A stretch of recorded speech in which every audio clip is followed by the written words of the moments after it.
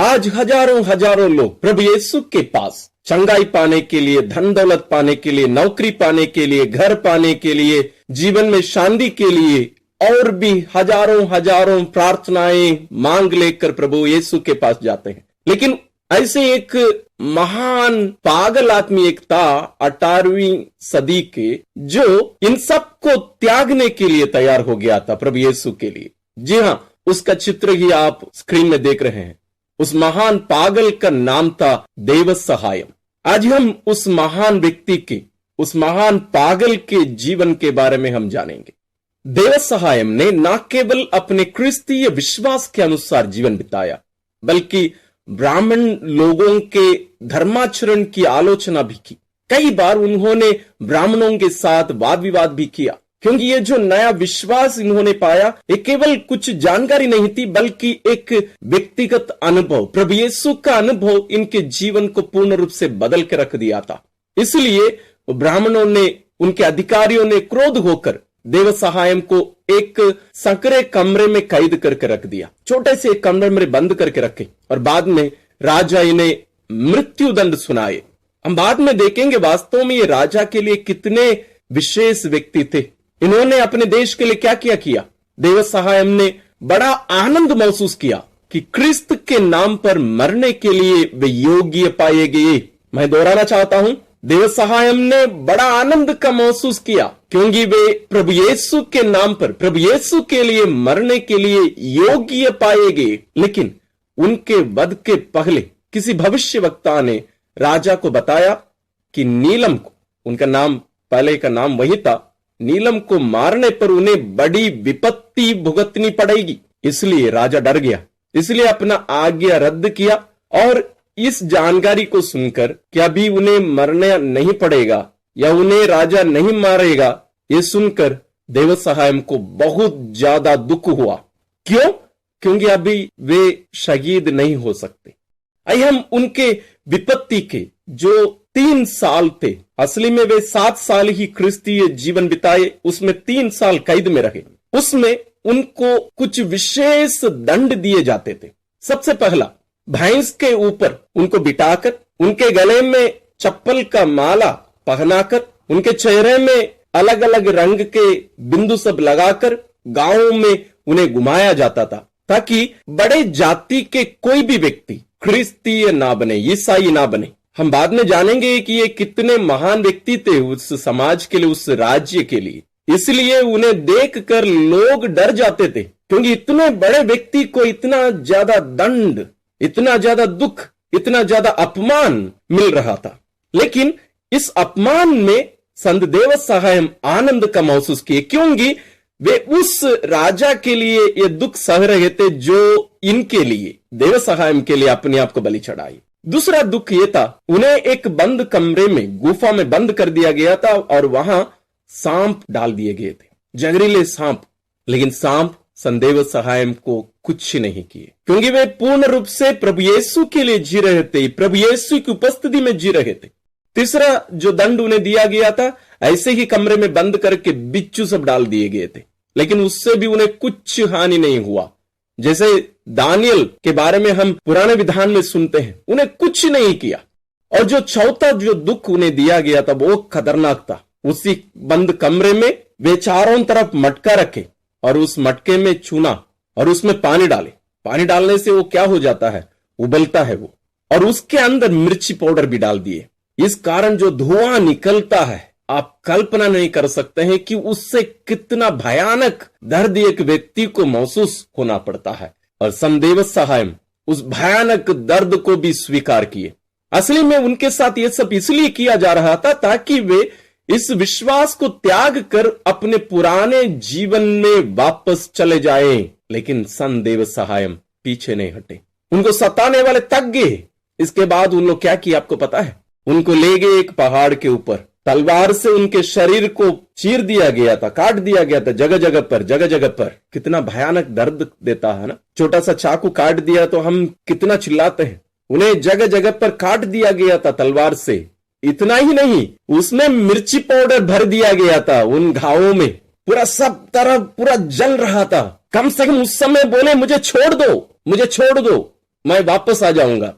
लेकिन देव सहायम बोले नहीं, उस दुख के अंदर वो आनंद का अनुभव कर रहे थे, क्योंकि वे अनुभव किए कि वे दुखित प्रभु के, जो प्रभु उनके लिए दुख भोगे, क्रूस मरण अपनाए उस प्रभु के लिए, और उस प्रभु के साथ वे इस दुख का अनुभव कर रहे हैं, वो आनंद उन्हें मिल रहा था। इतना ही नहीं, उन्हें बाद में एक 2x2 का एक बॉक्स, लकड़ी का बॉक्स बनवाए, उसके अंदर इनको डाल दिए, और उसके अंदर माटा, आप सुने होंगे ना, लाल रंग का जो चींटी रहती है, माटा बोलते हैं, बहुत मोटे मोटे रहते हैं, उसको अंदर भर दिए। हाथ बंधे हुए हैं, पैर बंधे हुए हैं, आप अपने हाथ से कुछ नहीं कर सकते, क्योंकि पूरी तरह वहां आप वास्तव में आप उधर उधर नहीं हो सकते। 2x2 का 2 फीट के एक बॉक्स में आप क्या कर सकते हैं? इन सब भयानक दर्द के बीच में भी वे डरे नहीं, वे पीछे हटे नहीं। जितना ज्यादा दुख उन्हें दिया जाता था, उतना ज्यादा वे अपने विश्वास में मजबूत और अटल होते जाते थे,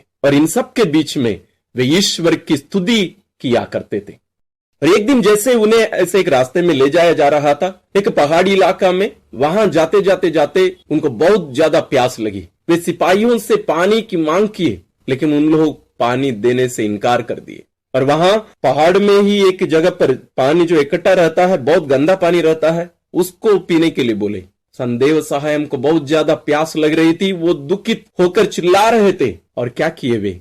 अपनी कुहनी से ही उस पहाड़ में मारे, जोर से मारे प्रभु यीशु के नाम से। और जैसे ईश्वर मूसा द्वारा पहाड़ से इस्राएलियों को पानी पिलाए, उसी प्रकार पुलियूर कुरुची नामक उस जगह पर ईश्वर देव सहायम को, अपने बेटे को पीने के लिए पानी दिए। और आज भी वो जगह एक तीर्थ स्थल के रूप में वहां हमें देखने को मिलेगा। उस पर भी हम इसके पहले वीडियो बनाए हैं, आप जरूर उसको देखिएगा। इनकी मृत्यु को देखने के पहले आइए हम इनके बाल्यावस्था को और उसके बाद की बातों को देखेंगे, उसके बाद में हम उनकी मृत्यु की ओर जाएंगे। संत देव सहायम का पर्व भारत में केवल नहीं, विश्व भर में 14 जनवरी मनाया जाता है। संत देव सहायम का जन्म तमिलनाडु के वर्तमान कन्याकुमारी जिले के विलवंकोड तहसील के नट्टालम गांव के एक हिंदू परिवार में 1712 में हुआ। उनके पिताजी का नाम था वासुदेव नंबूदिरी, वे ब्राह्मण थे, और उनकी माता देवकी अम्माल, वे नायर समुदाय की स्त्री थी। बचपन में उनका नाम नीलकंठन रखा गया था, और उनको लोग प्यार से नीलम पुकारा करते थे। नायर समुदाय के लोग उस समय के समाज के प्रतिष्ठित लोगों में थे। ट्रांकुर राज्य आप सुने होंगे, त्रिवांकुर या ट्रांकुर जो राज्य था, पहले जैसे अभी हम देखते हैं तमिलनाडु, केरल, आंध्रा, ये सब ऐसे नहीं थे, ये राजा लोग राज्य किया जाते थे। तो उसको दक्षिण, आज के कन्याकुमारी और केरल के कुछ इलाके, कुछ आधा इलाके, ये मिलके ट्रांकुर राज्य के रूप में जाना जाता था। और उस राज्य के ज्यादातर अधिकारी और सैनिक नायर समुदाय के ही थे। वे उस समय जातिवाद तो और चरम पर थे, आज तो बहुत कम है, लेकिन उस समय बहुत ज्यादा। तो ऊंचे जाति के लोग ही, यानी नायर समुदाय के लोग ही वे अधिकारी सब हुआ करते थे। उस समुदाय की परंपरा के अनुसार बच्चे माता के समुदाय के नाम से जाने जाते थे, पिता के नहीं, मां के। नीलम ट्रांकुर राजा के राजमहल में काम करते थे, और राजमहल में उच्च स्तर पर काम करने के कारण लोग उनके नाम के साथ पिल्लई जोड़कर बुलाते थे, इसलिए उनका नाम बाद में नीलगंड पिल्लई होने लगा। उनके पिता नट्टालम के शिव मंदिर में वो पुजारी का काम करते थे। असली में इसलिए वे केरल से भी, यानी उस समय तो ऐसे नहीं था, आज के केरल के वे थे, तो वहां से उनको यहां लाया गया था। अब हम आगे उनके राजमहल में ट्रांकुर राजा की सेवा में उनका जो कार्य था उसके बारे में हम थोड़ा सा जानेंगे। जैसे आप जानते हैं, आज के तमिलनाडु में तमिल भाषा बोला जाता है और केरल में मलयालम बोला जाता है, और वहां हिंदी बहुत नगण्य है एक प्रकार से। और हिंदू धर्म को मानने वाले जो उच्च जाति के जो लोग हैं, ऊंचे जाति के लोग, वे संस्कृत जानते हैं। तो उस समय संत देव सहायम संस्कृत, तमिल, मलयालम, इनके साथ साथ युद्ध का भी वे प्रशिक्षण प्राप्त किए, यानी वे शूरवीर थे। तो नीलकंठ पिल्लई युद्ध में निपुण थे, साथ ही राजमहल की संपत्तियों की देखरेख की जिम्मेदारी भी उन्हें सौंपी गई थी, यानी एक महत्वपूर्ण जिम्मेदारी इनके कंधों पर थी। वे राजा और राजमहल के अधिकारियों के प्रिय थे, लोग बहुत इनको पसंद करते थे, क्योंकि ना केवल ये एक युद्धवीर थे, ना केवल जानकार व्यक्ति थे, बल्कि स्वभाव से बहुत अच्छे व्यक्ति थे और वे हिंदू धर्म को मानते थे, जैसे हम शुरू में ही देखे। इसलिए वे मंदिर और घर में जैसे हमारे हिंदू भाई बहन पूजा अर्चना करते हैं, वैसे ही एक अच्छे हिंदू विश्वासी थे वे। और उनका विवाह उन्हीं के समुदाय की भार्गवी अम्माल के साथ हुआ। तो उनकी पत्नी का नाम था पहले भार्गवी अम्माल। इस बीच एक महत्वपूर्ण घटना घटित है, इतिहास इसके साक्षी है। आप कुलच्छल नामक एक जगह है कन्याकुमारी में, जहां सबसे ज्यादा ईसाई हमारे भारत में वास्तव में पाए जाते हैं। आप कन्याकुमारी या भारत में आपको सबसे ज्यादा ईसाई एक जगह पर इकट्ठित होकर आप देखना चाहते हैं, जरूर केरल में भी हैं और हमारे नॉर्थ ईस्ट में भी मिलेंगे जरूर। लेकिन एक साथ आप एक जगह पर केवल कैथोलिक लोगों को आप देखना चाहते हैं तो आपको इस जगह जाना पड़ेगा। वहां एक स्तंभ है, वो स्तंभ ये हमें बताता है कि 31 जुलाई 1741 को एक युद्ध हुआ था वहां, या युद्ध विराम हुआ था, युद्ध का समापन हुआ था। उस युद्ध का नाम कुलच्छल युद्ध कहा जाता है। सन 1741 में डच सेना ने ट्रांकुर पर आक्रमण किया, जैसे पहले हुआ करता था। उनका विचार ट्रांकुर में एक डच कॉलोनी बनाने का था। तो ट्रांकुर को अपने अधीन में करके वहां उसको अपना कॉलोनी बनाकर वहां व्यापार करने का एक योजना बनाकर उन लोग आए। शुरू में कुलच्छल में उनको सफलता पहले प्राप्त हुई थी, लेकिन बाद में उस समय का जो राजा थे मार्तांड वर्मा, उनकी सेना ने डच सेना को हराकर कर्नल दिलनाई उनका नाम था, उसका जो सेना के जो सेनाध्यक्ष थे, उनको और उनके साथ 23 सैनिकों को बंदी बना दिया। राजा ने उन्हें मृत्यु और राजा की सेना में शामिल होने के बीच दो चयन करने के लिए दो चीजें उनको दिए। एक है मृत्युदंड, दूसरा है ट्रांकुर राजा के सेना में रहकर उनकी सेवा करना। और सब मिलकर राजा की सेना में शामिल हुए। तो राजा मार्तांड वर्मा ने यह निर्णय लिया कि इन यूरोपीय सैनिकों की सहायता से अपनी सेना का आधुनिकीकरण करें ताकि अपने राज्य को और विस्तार कर सके। नीलकंठ पिल्लई राजा की सेना के एक प्रमुख अधिकारी थे, जैसे हम पहले ही देखे। धीरे धीरे नीलम और दिलनाई के बीच दोस्ती शुरू हुई, क्योंकि दोनों अच्छे गुण के धनी थे। और जैसे हम कहते हैं ना, चुंबक खींचता है, तो ये दोनों एक दूसरे के नजदीक आने लगे, एक दूसरे के दोस्त होने लगे। तो दिलनाई राजा के सैनिकों तथा राजा के अंगरक्षकों को अच्छा प्रशिक्षण दिया करते थे। इस पर प्रसन्न होकर राजा ने दिलनाई को राजमहल में तैनात सैनिकों के अधिकारी का पद प्रदान किया, यानी एक महत्वपूर्ण एक पद में उन्हें रखा, क्योंकि वे बहुत ही विश्वसनीय व्यक्ति थे। दिलनाई ने उन सैनिकों को इतना अच्छा प्रशिक्षण दिया कि राजा ने मदुरै के सैनिक दल को वापस भेजा, जिसके लिए अब तक वे हर महीने हजारों रुपया दिया करते थे। यानी वहां मदुरै से सैनिकों को ले आकर यहां अपने सैनिकों को प्रशिक्षण दिया करते थे। अभी उसकी जरूरत नहीं पड़ी। अब हम आगे देखेंगे, बहुत ही महत्वपूर्ण एक अंग है यहां, इसको ध्यान से सुनिएगा, क्योंकि हम भी दिलनाई के समान दूसरे व्यक्तियों के जीवन में प्रभु यीशु को लाने में हम कार्य कर सकते हैं। जैसे हमने देखा, कर्नल दिलनाई और नीलम के बीच में दोस्ती बढ़ती गई और नीलम के जीवन में कई प्रकार की अप्रिय घटनाएं घटित हुई और उन्हें अपनी संपत्ति भी खोनी पड़ी। बहुत ज्यादा दुख उनके जीवन में आया और विभिन्न प्रकार की परेशानियों के बीच नीलम बहुत चिंतित थे। यदि हम भी उनके जगह पर होते तो हम भी बहुत ज्यादा चिंतित होते।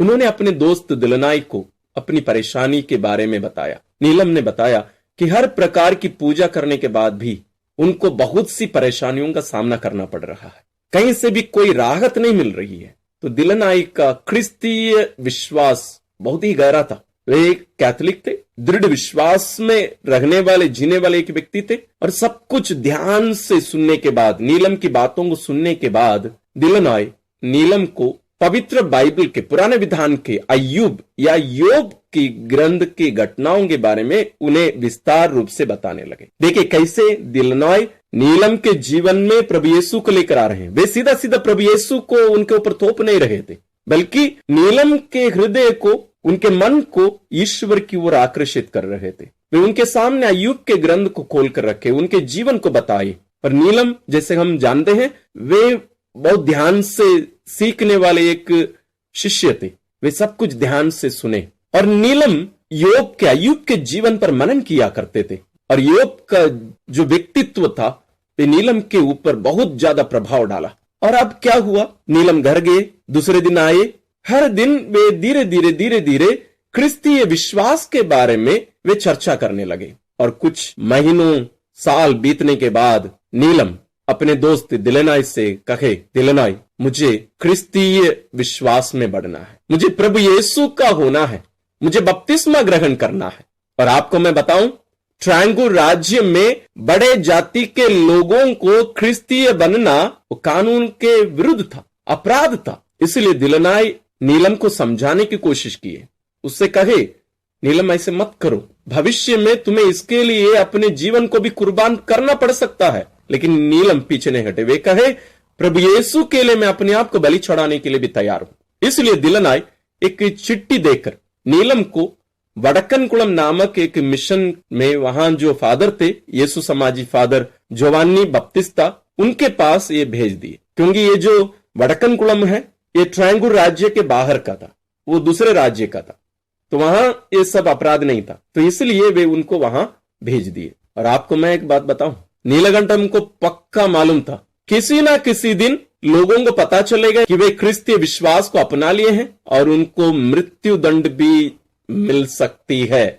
ये पूर्ण रूप से उनको पता था, फिर भी वे क्रिस्तीय बनने से वे पीछे नहीं हटे। तो आइए हम देखते हैं बपतिस्मा और उनके प्रेरिताई जीवन कैसा रहा। नीलकंठम तुरंत ही बपतिस्मा लेना चाह रहे थे, लेकिन फादर जो वहां फादर थे, यीशु समाजी जो फादर थे, वे नीलम के उद्देश्य की परीक्षा लेने के लिए और उनको धर्म शिक्षा देने के लिए इंतजार करने के लिए सलाह दिए। वे कहे कि अभी तुरंत आपको बपतिस्मा नहीं मिलेगा, क्योंकि वे उनको परखना भी चाह रहे थे। लेकिन नीलकंठम ने उनसे कहा, फादर जी मुझे कितने दिन भी कितने साल भी इंतजार करने के लिए आप कहेंगे, मैं करने के लिए तैयार हूं, लेकिन मुझे क्रिस्तीय विश्वास को अपनाना है। और नीलम ने क्रिस्त के नाम पर न केवल बपतिस्मा लेने बल्कि मरने के लिए भी अपना दृढ़ संकल्प जो था उसको फादर के सामने रखे। और 9 महीनों के इंतजार के बाद 14 मई 1745 को फादर ने उन्हें बपतिस्मा दिया। तब नीलम की उम्र थी 32 साल, 32 ईयर के थे।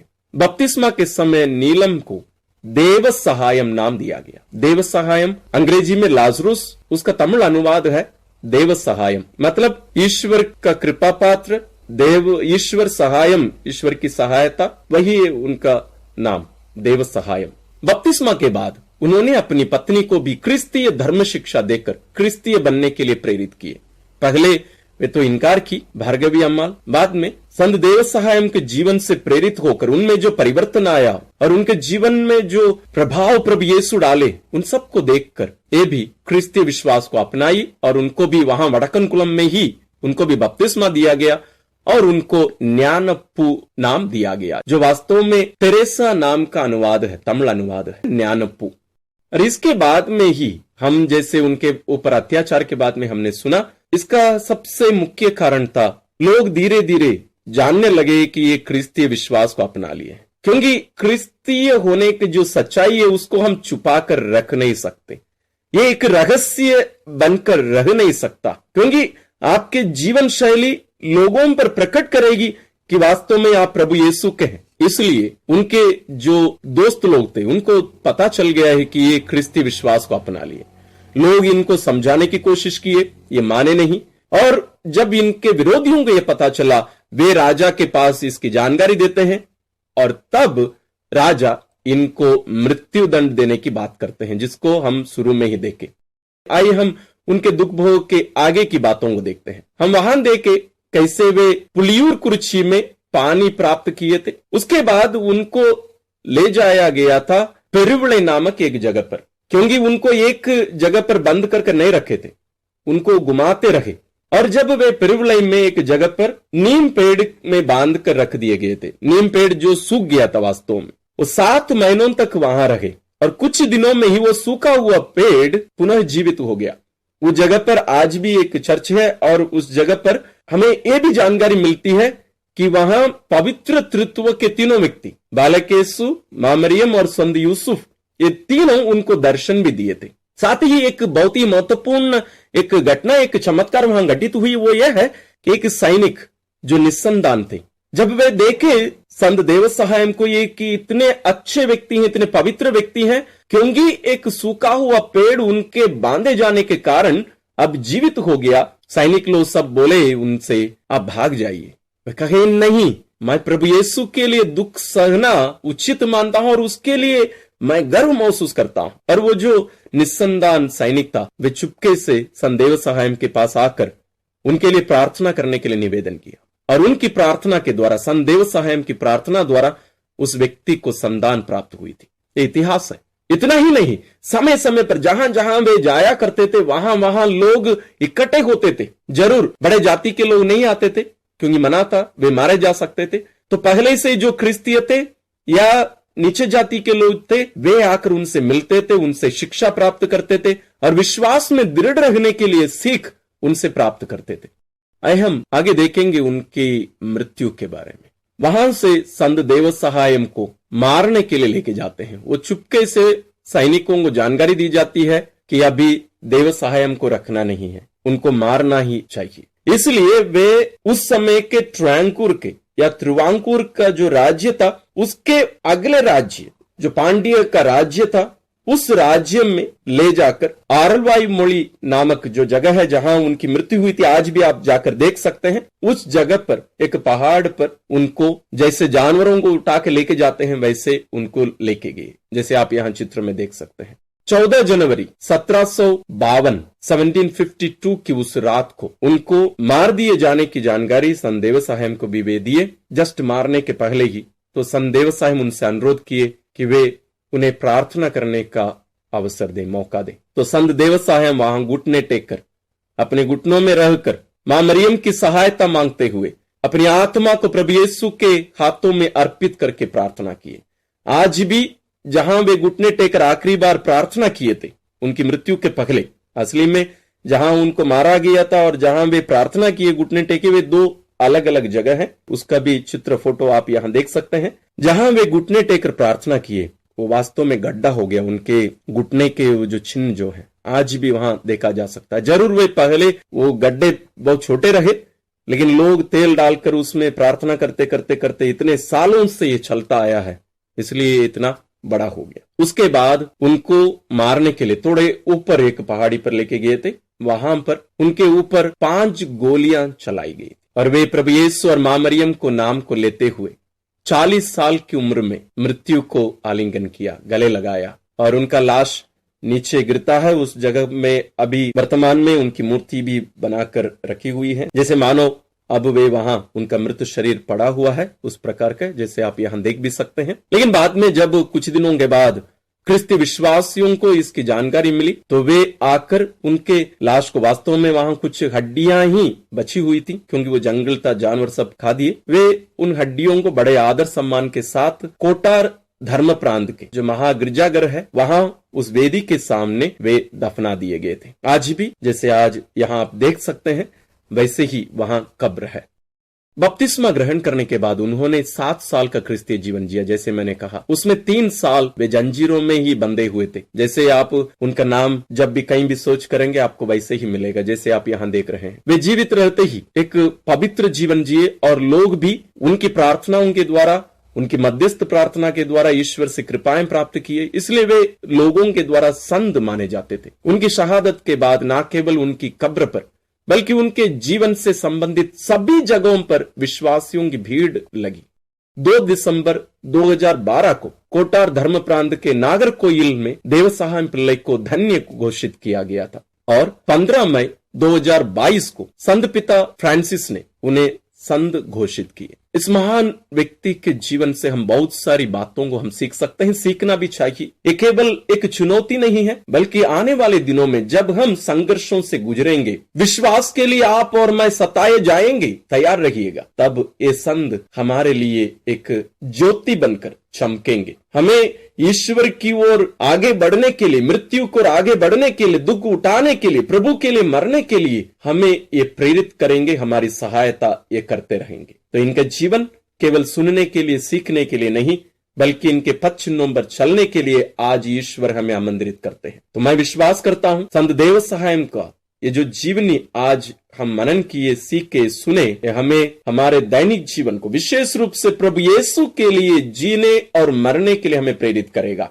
हम प्रभु के पास कुछ पाने के लिए नहीं, बल्कि अपने आप को देने के लिए हम इनसे, संत देव सहायम से सीखते हैं। और आप और मैं भी, हम अपने लिए प्रभु के पास नहीं, बल्कि प्रभु के लिए जीने के लिए प्रभु के पास हम जाएं, हम भी उनके समान दूसरों के जीवन में प्रभु यीशु को लाएं। वही है आनंद, वही है सुसमाचार, वही है ईश्वर का राज्य। हमारे इस चैनल में संत देव सहायम के बारे में इसके पहले भी हम वीडियोस बनाए हैं। उनके जीवन से संबंधित कुछ जगहों पर हम तीर्थ यात्रा का भी कुछ वीडियोस बनाए हैं। उन सबके भी लिंक्स यहाँ इस वीडियो के डिस्क्रिप्शन में आपको मिलेंगे। साथ ही साथ हम आने वाले दिनों में उनके जन्म स्थान और जहां उनकी मृत्यु हुई थी और अन्य जो स्थान है, जो बचे हुए जगह हैं, उन जगहों के बारे में भी हम वीडियोस बनाएंगे। हम आप लोगों की तीर्थ यात्रा कराएंगे। हम सबों को संत देव सहायम के द्वारा ईश्वर विशेष आशीष और अनुग्रह प्रदान करें।